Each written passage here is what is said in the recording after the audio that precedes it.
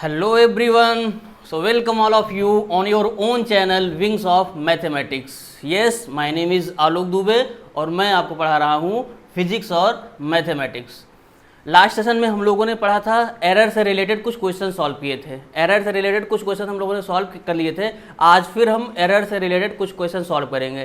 कुछ क्वेश्चंस हम लोग सिग्निफिकेंट फिगर से सॉल्व करेंगे और एक छोटा सा टॉपिक रह गया था ऑर्डर ऑफ मैग्नीट्यूड। तो सबसे पहले आज वो टॉपिक कंप्लीट कर लेते हैं। बहुत छोटा सा टॉपिक है और उसके बाद हम लोग क्या कहते हैं आज के सेशन में केवल और केवल अच्छे न्यूमेरिकल सॉल्व करेंगे। तो चलिए स्टार्ट करते हैं। सबसे पहले हम आपको बता देते हैं order of magnitude. Actually order of magnitude होता क्या है?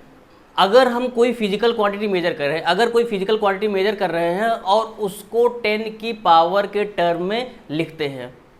If we measure a physical quantity nearest to the power of 10, then the nearest power of 10 is known as its order of magnitude. अगर किसी फिजिकल क्वांटिटी को हम major कर रहे हैं और क्या कहते हैं हम उसको 10 की पावर के टर्म में लिखते हैं, तो जो नियरेस्ट पावर 10 रहती है वो उसका क्या कहलाता है? ऑर्डर ऑफ मैग्नीट्यूड कहलाता है। जैसे हमने एक वैल्यू लिया, सन से लेकर अर्थ तक की एवरेज डिस्टेंस क्या है? एवरेज डिस्टेंस है आपका 1.496 इंटू 10 की पावर 8 किलोमीटर।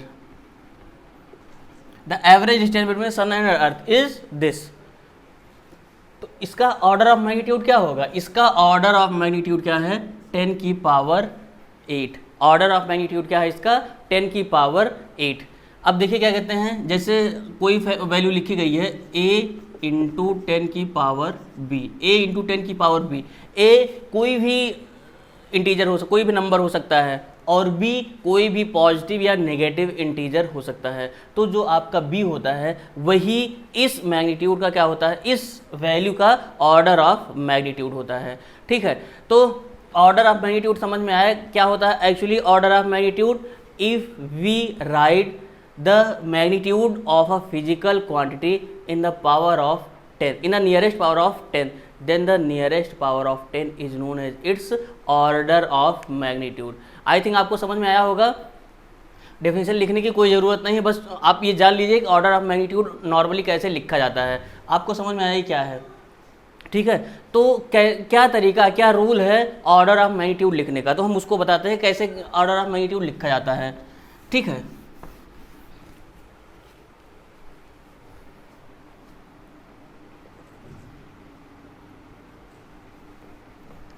रूल्स फॉर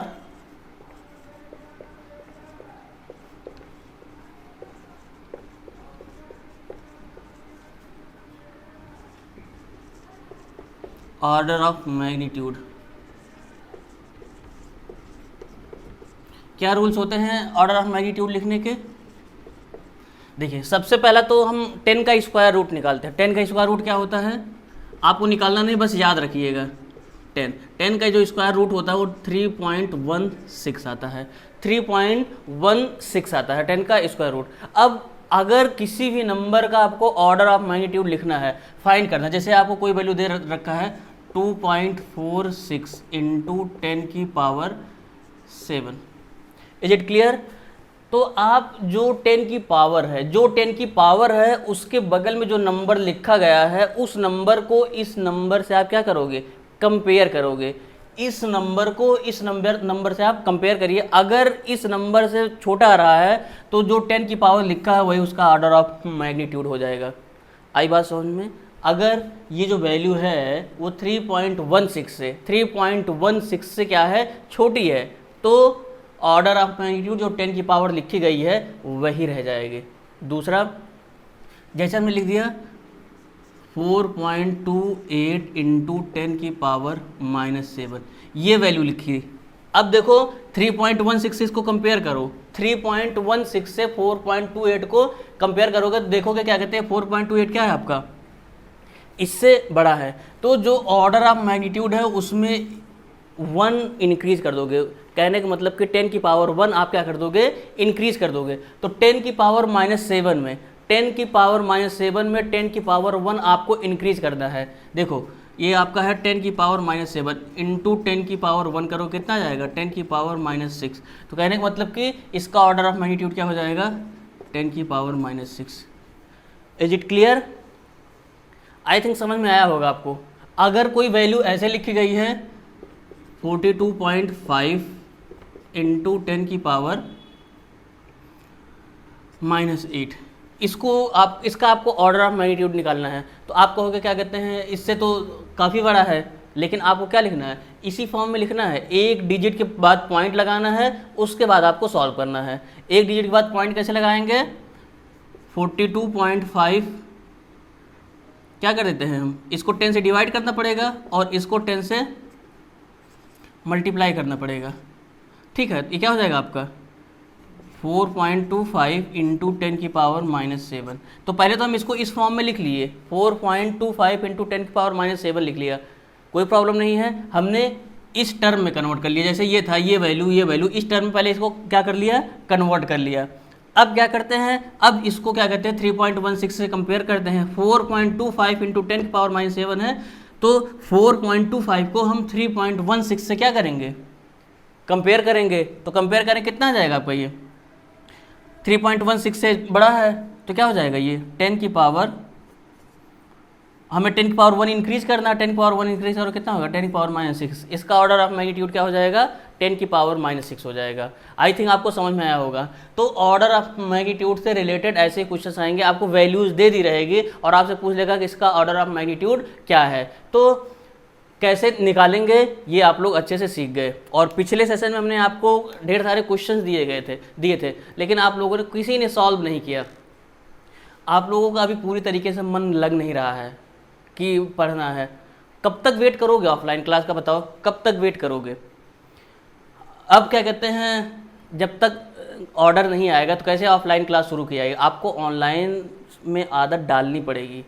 तो अच्छा यही होगा कि आराम से समझना स्टार्ट कर दो, जो क्वेश्चंस दिए जाते हैं उसको क्या कहते हैं सॉल्व करके भेज दिया करो। लेकिन कोई मतलब ही नहीं है किसी से। उम्मीद करते हैं कि आज से आप लोग क्या कहते हैं सॉल्व करके भेजोगे। ठीक है, इसको हम क्या कर देते हैं मिटा देते हैं, कुछ क्वेश्चंस आपको दे देते हैं। ठीक है,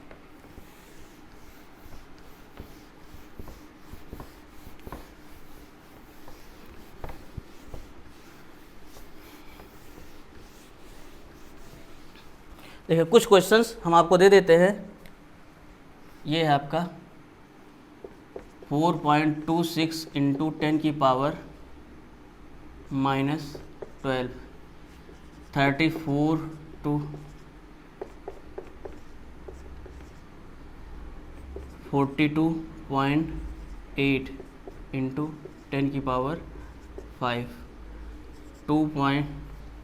22.36 इंटू 10 की पावर -5। ये चार क्वेश्चंस है।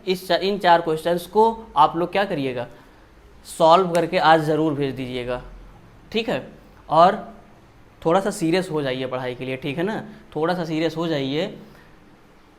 क्वेश्चन हम दे देते हैं, 7 क्वेश्चन दिए, 5 से 6 क्वेश्चन उस दिन दिए थे, लेकिन एक बच्चा भी सॉल्व करके भेजा नहीं।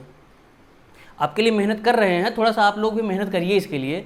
ठीक है, ये 4 क्वेश्चंस हैं, इसको आप लोग अच्छे से नोट कर लीजिए और फिर क्या कहते हैं इसको सॉल्व करके भेजिएगा ज़रूर। ठीक है, और फिर हम अब एरर से रिलेटेड कुछ क्वेश्चन सॉल्व कर लेते हैं, ऑर्डर ऑफ मैग्नीट्यूड से रिलेटेड कुछ और क्वेश्चन सॉल्व कर लेते हैं, और सिग्निफिकेंट फिगर से भी रिलेटेड कुछ क्वेश्चन आज सॉल्व कर लेते हैं। तो आज वाला सेशन बहुत ध्यान से देखिएगा और सारे क्वेश्चन सॉल्व करिएगा। ठीक है, तो जल्दी से इसको नोट करिए, हम अगला क्वेश्चन बताते हैं।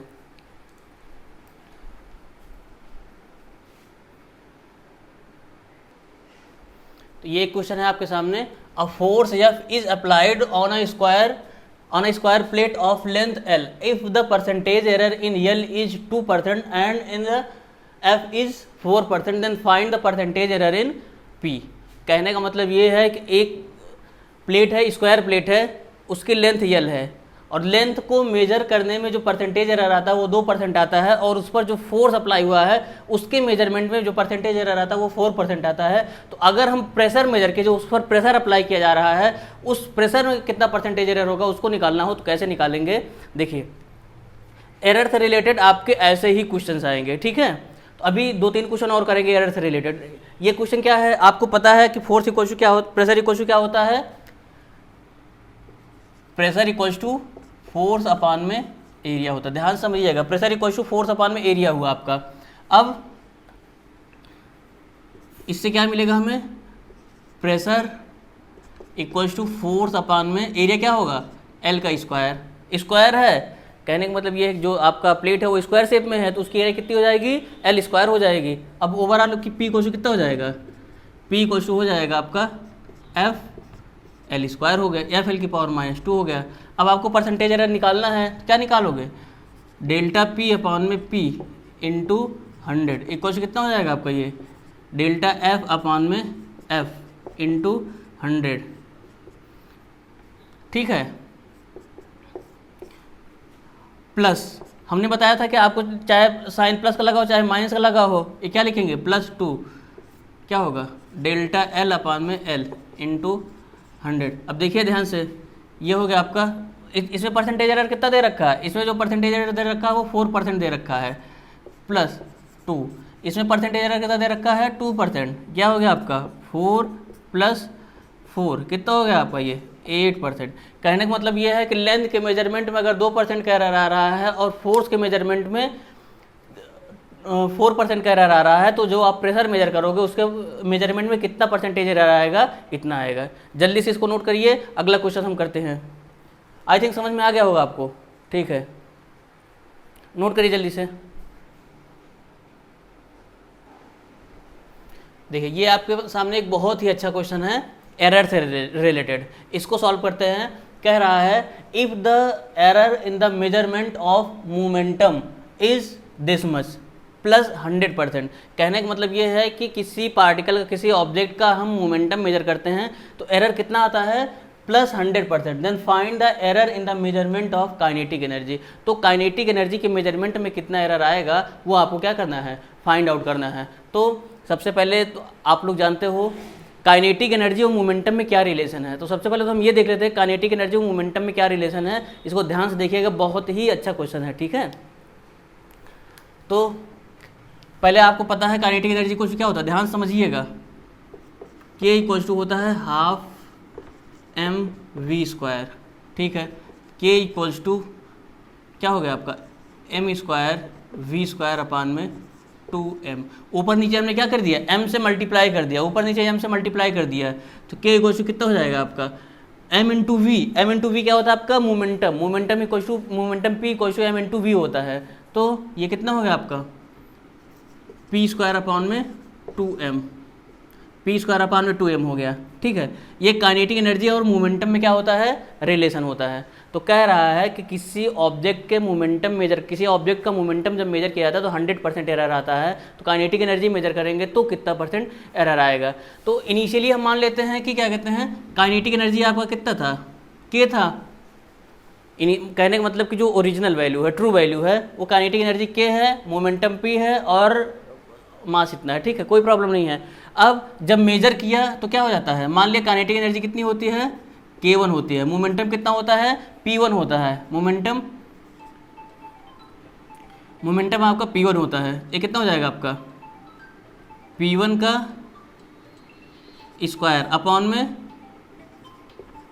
2m। मास तो चेंज नहीं होने वाला है, ठीक है, मोमेंटम में चेंज आ रहा है। अब देखो K1 की वैल्यू कितनी हो जाएगी आपका, ये P1² कितना हो जाएगा आपका, ये होगा P1 की वैल्यू कितनी हो जाएगी 2p। 100% एरर आता, कहने मतलब P था +100% कह रहा है, कहने मतलब कोई अगर मोमेंटम P था तो जो ओवरऑल क्या कहते हैं मोमेंटम हो जाएगा, कितना हो जाएगा 200, मतलब कि 2p हो जाएगा।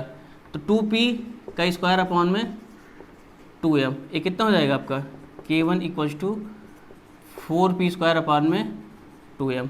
अब परसेंटेज एरर क्या निकालना है, काइनेटिक एनर्जी, तो क्या होगा आपका डेल्टा K अपॉन में, या ऐसे लिख देते हैं percentage error in K equal to कितना होगा आपका, बताइए। इनिशियली K था, बाद में K1 हो गया, K1 माइनस K अपॉन में K इंटू 100। बात समझ में आ रही है। परसेंटेज एरर देखो, इनिशियली कितना था, के था, बाद में कितना हो गया, K1 हो गया, और परसेंटेज एरर इस तरीके से निकलेगा। सॉल्व करते हैं इसको हम। पहले आप इसको नोट कर लिए होंगे, ठीक है, इसको नोट कर लिए होंगे, उसको हम मिटा देते हैं, कोई प्रॉब्लम नहीं है। तो यहाँ पे सॉल्व कर देते हैं।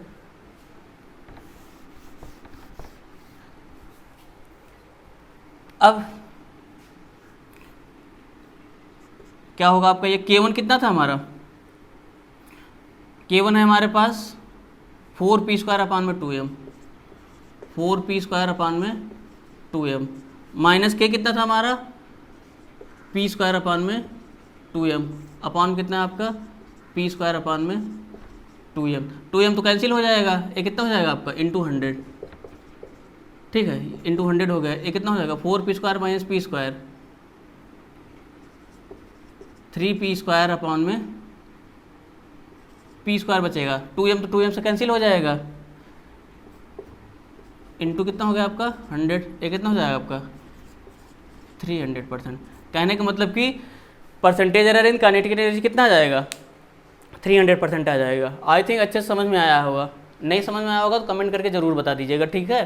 चलिए नोट कर लीजिए इसको, दूसरा क्वेश्चन करते हैं हम एक और।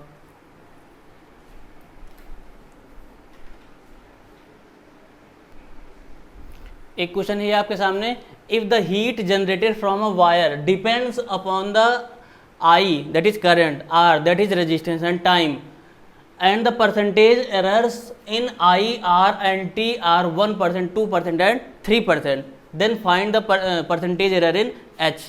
H मतलब हीट, जो मैक्सिमम हीट जनरेट होगा उसमें कितना परसेंटेज एरर आएगा, उसको आपको फाइंड करना है। एक वायर है, उसमें करंट फ्लो हो रहा है, हीटिंग इफेक्ट ऑफ करंट आप लोग ऑलरेडी 10th में पढ़ चुके हो। हीटिंग इफेक्ट ऑफ करंट, तो जो अमाउंट ऑफ हीट जनरेट होती है वो किन किन फैक्टर पे डिपेंड करती है, करंट पे डिपेंड करती है, रेजिस्टेंस पे डिपेंड करती है और टाइम पे डिपेंड करती है, ठीक है। तो आपको फॉर्मूला पता है, फॉर्मूला क्या था, H equals to I² RT, ये फॉर्मूला था। अब देखो परसेंटेज एरर किस में दे रखा है, आई, आर और टी में परसेंटेज एरर दे रखा, करंट, रेजिस्टेंस और टाइम में परसेंटेज एरर दे रखा है।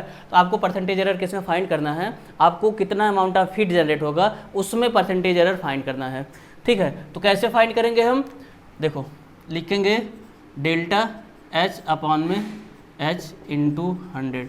अब आप लोगों को अच्छे समझ में आ रहा होगा कि एक्चुअली परसेंटेज एरर कैसे निकलेगा, ठीक है।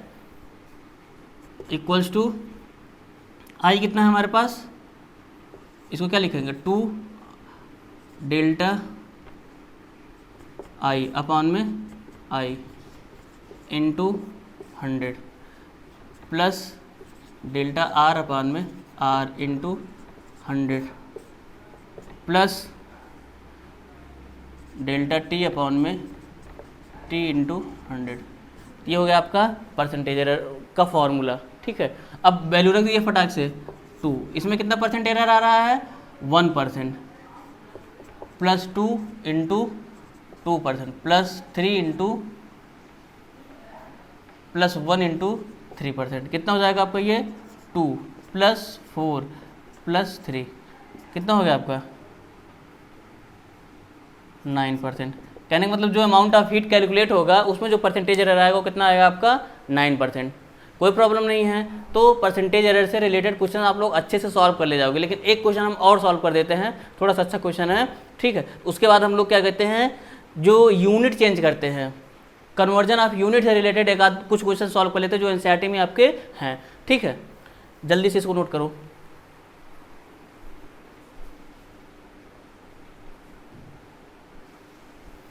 अगला क्वेश्चन आपके पास क्या है, find the relative error in Z if Z equals to A की पावर 4 बी की पावर 1 अपान में 2 सी डी की पावर 3 अपान में 2 and the percentage errors in A B C and D are 4%, 2%, 3% and 1% respectively. आपको relative error find नहीं करना, percentage error नहीं, बात समझ में आ रही है ना, परसेंटेज एरर नहीं, रिलेटिव एरर फाइंड करना है, कोई प्रॉब्लम नहीं है। तो देखिए, तो सबसे पहले क्या करेंगे हम, सबसे पहले परसेंटेज एरर निकालेंगे, उसके बाद रिलेटिव एरर निकलेगा, ठीक है। तो कैसे निकलेगा परसेंटेज एरर, देखिए जेड इक्वल टू उतना है, जेड इक्वल टू कितना आ जाएगा, जेड इक्वल टू आ जाएगा आपका ए की पावर 4 बी की पावर 1 अपान में 3 सी की पावर -1 d की पावर -3/2। तो हमने बताया पावर माइनस में और प्लस में हमें क्या लेना है, प्लस में ही लेना है। तो क्या हो जाएगा आपका ये 4 डेल्टा जेड अपान में Z into 100 equals to 4 into कितना हो जाएगा आपका ये डेल्टा ए अपान में ए इंटू 100 प्लस दूसरा कितना हो जाएगा आपका 1/3 डेल्टा बी अपान में बी इंटू 100 प्लस तीसरा क्या हो जाएगा आपका डेल्टा सी अपान में सी इंटू 100 प्लस 3/2 डेल्टा डी अपान में डी इंटू 100। बात समझ में आ गई आपको?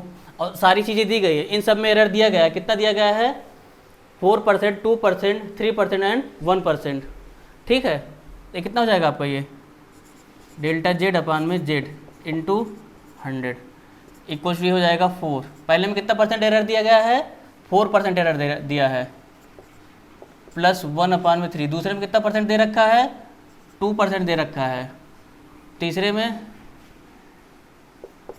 3। चौथे में कितना दे रखा है 1%। आई बात समझ में? ओवरऑल सॉल्व कर लेते हैं। कितना हो गया आपका 16 प्लस 2/3 प्लस 3 प्लस 3/2। ठीक है, ये कितना हो जाएगा ओवरऑल? इसको सॉल्व करिए, ये कितना होगा आपका 16 प्लस इसको सॉल्व करें कितना आएगा 0.6 प्लस 3 प्लस ये कितना आएगा आपका 1.5। 16 3 19 20 21.1 आ जाएगा। 21.1 कितना आएगा 6.5 आएगा। अगर इसको हम 0.66 ले लेते हैं, 0.67 ले लेते हैं, ठीक है 21 ये 19 20 7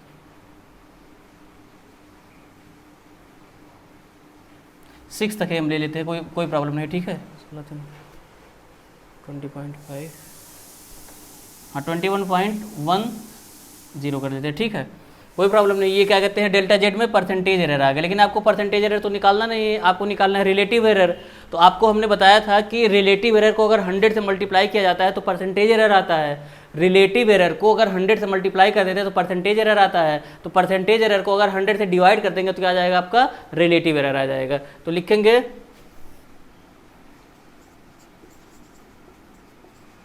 रिलेटिव एरर इक्वल टू कितना हो गया आपका 21.10/100। ये कितना हो जाएगा आपका 0.2110। ठीक है, ये क्या हो गया आपका रिलेटिव एरर आ गया। आई थिंक बात समझ में आया होगा। तो जल्दी से इसको नोट कर लिए। और कुछ क्वेश्चन अब हम लोग क्या कहते हैं कन्वर्जन ऑफ यूनिट से रिलेटेड कर लेते हैं। बहुत ही इंपॉर्टेंट क्वेश्चन आते जरूर हैं। ठीक है होते बहुत छोटे छोटे क्वेश्चन हैं जो ऑलरेडी आप लोग छोटी क्लासेज में भी पढ़ चुके हो, लेकिन क्या कहते हैं कुछ थोड़ा सा अच्छे क्वेश्चन हम लोग कर लेते हैं। ठीक है, जल्दी से इसको नोट करिए, आगे बताते हैं आपको।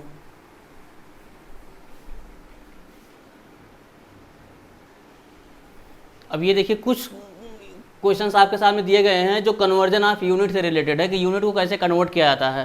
तो इसको आप लोग बहुत ध्यान से पढ़िएगा, क्योंकि इसका यूज हर चैप्टर में होता है। हर जगह आपको क्या कहते हैं यूनिट किसी और सिस्टम में दिया गया है, यूज आपको किसी और सिस्टम में करना है, तो कैसे कन्वर्ट करते हैं ये 4 क्वेश्चन हम करके दिखाते हैं। चारों आपके एनसीईआरटी के क्वेश्चन हैं। ठीक है, एनसीईआरटी में दिए गए हैं और क्या कहते हैं इसको देखिए कैसे कन्वर्ट किया जाता है। सबसे पहला क्वेश्चन दे रखा है 1 किलोग्राम मीटर स्क्वायर पर सेकेंड स्क्वायर। क्या लिखा गया 1 किलोग्राम मीटर स्क्वायर पर सेकेंड स्क्वायर। इसको आपको ग्राम सेंटीमीटर स्क्वायर पर सेकेंड स्क्वायर में कन्वर्ट करना है। मतलब कि किलोग्राम को ग्राम में कन्वर्ट करना है, मीटर स्क्वायर को सेंटीमीटर स्क्वायर में कन्वर्ट करना है। सेकेंड तो ऑलरेडी ऐसे ही है। तो हम करेंगे क्या, यहाँ पे पहला क्वेश्चन सॉल्व करते हैं। हम पहला क्वेश्चन सॉल्व करते हैं। देखिए 1 kilogram metre square second power -2 equals to kilogram किस में कन्वर्ट करते हैं 1000 ग्राम इनटू मीटर को 100 सेंटीमीटर का स्क्वायर। इसको आपको ऐसे ही रखना है। ये कितना हो गया आपका 1000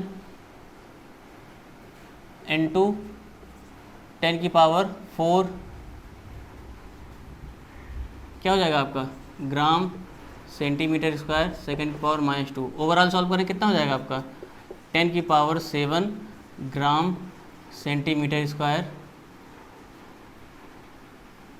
सेकेंड की पावर -2। आई बात समझ में अच्छे से आ गया होगा।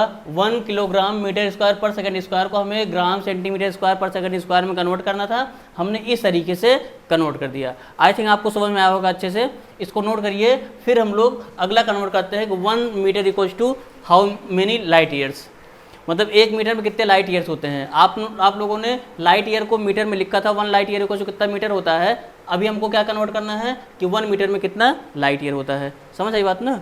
तो इसको पहला नोट करिए, दूसरा हम बताते हैं। फिर नोट हो गया होगा, ठीक है। इसको मिटा देते हैं हम।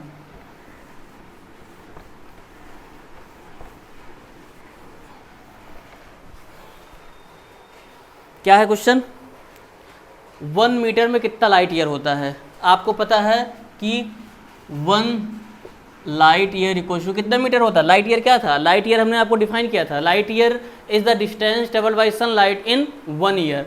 1 ईयर में सनलाइट जितना डिस्टेंस ट्रेवल करता है वो आपका क्या होता है लाइट ईयर। तो आपने कन्वर्ट किया था, क्या आया था 9.46 इंटू 10 की पावर 15।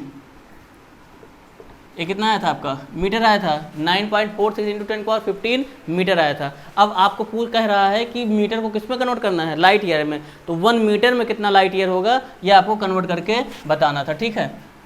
तो 1 मीटर इक्वल्स टू 1 अपॉन में 9.46 इंटू 10 की पावर कितना हो जाएगा आपका ये 15 क्या हो जाएगा ये लाइट ईयर। आई बात समझ में। इसको सॉल्व करें कितना आएगा आपका, पॉइंट हटाते हैं 2 to 0 बढ़ा देते हैं। ये 10 की पावर 15 को ऊपर लेके जाते हैं 100 इंटू 10 की पावर -15 हो जाएगा। इसको हम चलिए पहले लिख देते हैं 10 की पावर -15 अपॉन में 946 इसको हम लिख देते हैं 1000 इंटू 10 की पावर -16 अपॉन में 946। इसको डिवाइड करें कितना आ जाएगा 1.06 इंटू 10 की power -16 light year. I think समझ में आया होगा कि 1 मीटर में कितना लाइट ईयर होता है। आपको ये पता था कि 1 लाइट ईयर में कितना मीटर होता है, इसको तो आप निकाल लिया। तो 1 मीटर में कितना लाइट ईयर होता है वो आपका इस तरीके से निकलेगा। आई थिंक आपको अच्छे से समझ में आया होगा। इसको नोट करिए। फिर क्या कहते हैं आगे के 2 क्वेश्चन है, इसको भी हम लोग जल्दी से सॉल्व कर लेते हैं, कोई प्रॉब्लम नहीं है, ठीक है। अच्छे समझ में आ गया है ना, ठीक है। और भी जो क्वेश्चंस होंगे एनसीईआरटी में, और जो क्वेश्चंस होंगे या किसी और जो भी आपके पास रेफरेंस बुक होगी उसमें जो क्वेश्चंस होंगे इससे रिलेटेड सॉल्व करिएगा। और अगर जो क्वेश्चन हम बता रहे हैं उसके अलावा भी कोई क्वेश्चन आपके पास जो नहीं आ रहा है उसको भी आप कमेंट में लिख के भेज दीजिएगा, हम उसको अगले दिन सॉल्व करवा देंगे, ठीक है। आप लोग मेहनत करो, हम आपके लिए मेहनत कर रहे हैं, लेकिन आप लोग मेहनत नहीं कर रहे हो, जरा सा नहीं कर रहे हो, ठीक है। मिटा देते इसको हम।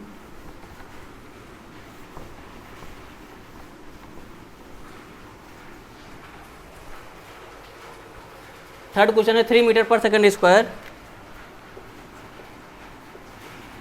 3 मीटर पर सेकंड स्क्वायर इंटू किलोमीटर पर आर स्क्वायर।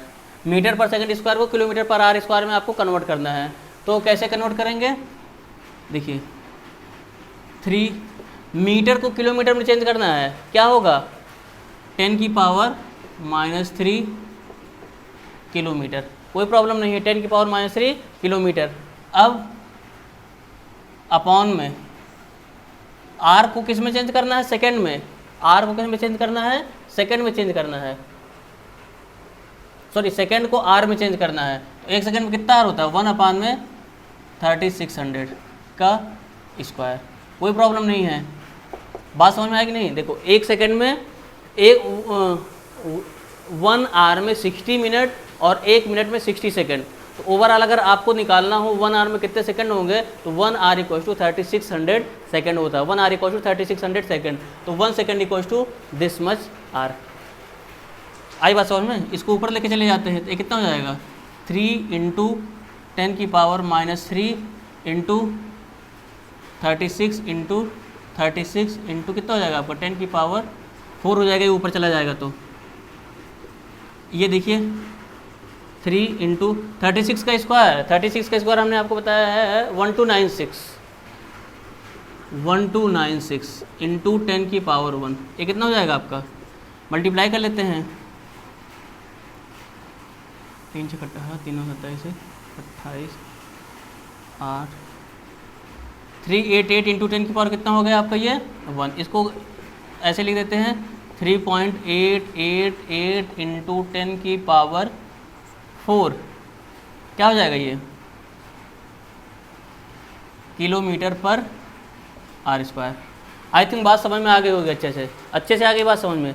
चलिए ठीक है, इसको नोट करिए। एक क्वेश्चन और बचा है, इसको भी सॉल्व कर लेते हैं। तो नोट कर लिया, मिटा देते हैं इसको। समझ में आ गई बात अच्छे से ना? ठीक है, मिटा देते हैं इसको।